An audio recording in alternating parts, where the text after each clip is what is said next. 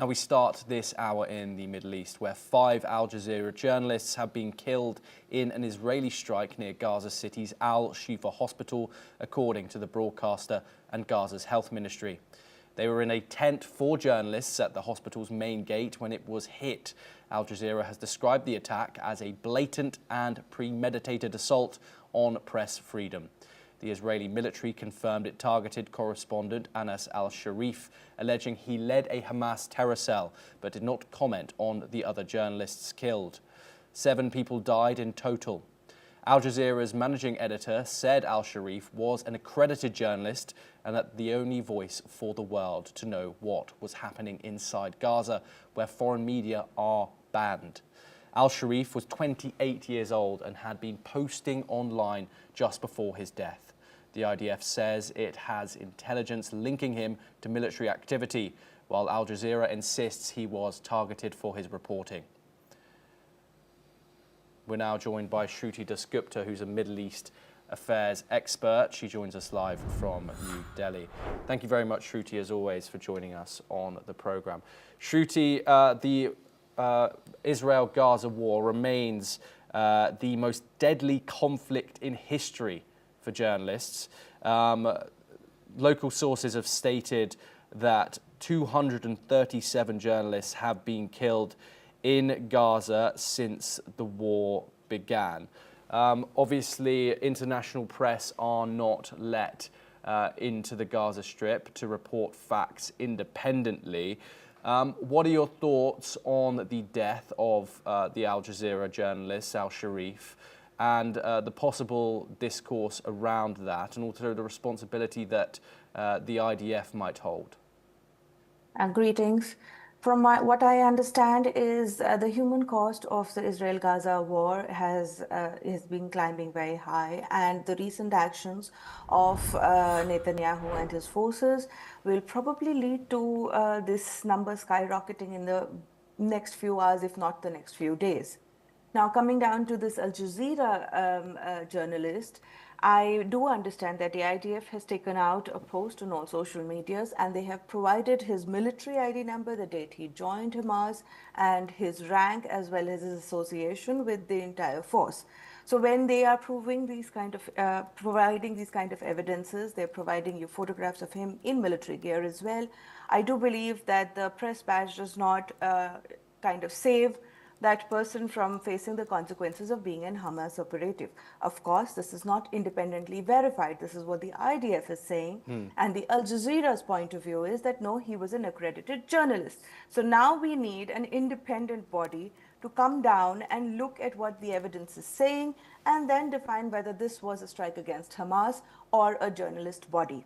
So this is a neutral point of view. But apart from this, it is really sad that the hostages are now going to be held at gunpoint, probably because of the death of these particular people by the Hamas themselves. So the cost of war is not just going to be paid by the Gazans, but by Israeli Jews as well.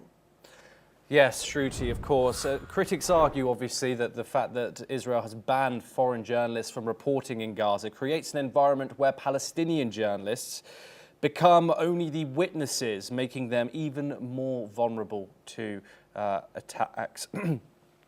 How does Israel respond to these accusations that this policy undermines transparency when reporting on this conflict?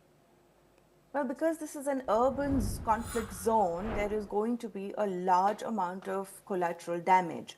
When you allow journalists who are chasing the latest breaking headline, they try and get as close to the line of action, and that would lead to a larger number of casualties of innocents.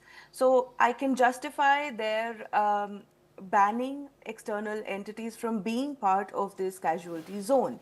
But also, we need to know as a world what exactly is going down in that particular zone where human rights are constantly being tested, and Israel's intent behind that entire conflict is being observed very closely. So we need neutral people out there. But unfortunately, anybody who goes down there is putting their lives at risk. Any life lost. Imagine an American journalist losing life there, and the consequences and via a Israeli bullet gone astray, the consequences would be very bad for Israel. So I understand their reluctance to allow neutral bodies in, but it also kind of sends the message that they're controlling the narrative of the place and they are not allowing the truth to go out. And this in itself is very damaging for Israel and their war. It makes them look as an aggressor that wants to silence the truth.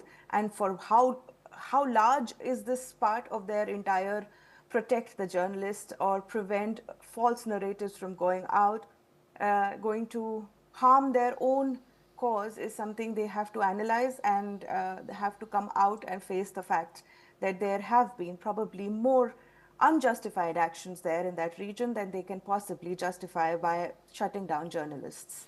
Yeah, Shruti, yesterday Benjamin Netanyahu held a press conference in Jerusalem where he was asked a question about this, and he said that Israel have decided to let international media in. However, it will only be accompanied by the IDF. Obviously, Benjamin Netanyahu's press conference yesterday was mainly around obviously pushing forward this new military campaign, but also attempting to debunk some claims that international media are making about starvation in Gaza. Having these journalists led by the IDF, do you think that is going to improve Israel's public image, or do you think that this is just lacking more transparency in this regard? Well, the path that these journalists would take would probably be controlled by the IDF. Some of it would be based on the fact that that is a conflict zone, a Hamas-heavy territory where loss of life can probably be pinned on IDF, so they would probably not allow people to go in particular zones or interview a particular set of people. So this is controlling the narrative when you're saying the IDF will tell you where to go, whether they go as security forces or not. But it is true that it is a conflict zone and lives are at stake.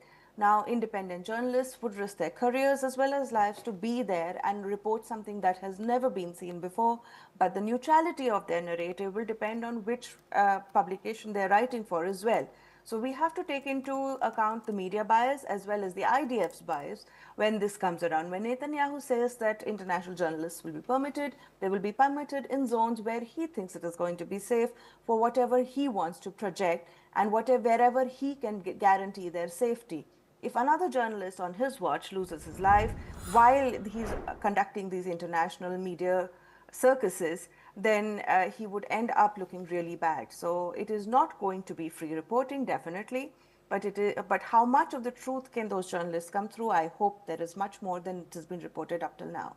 Shruti Das Gupta, thank you very much as always for joining us. Pleasure to get your insight.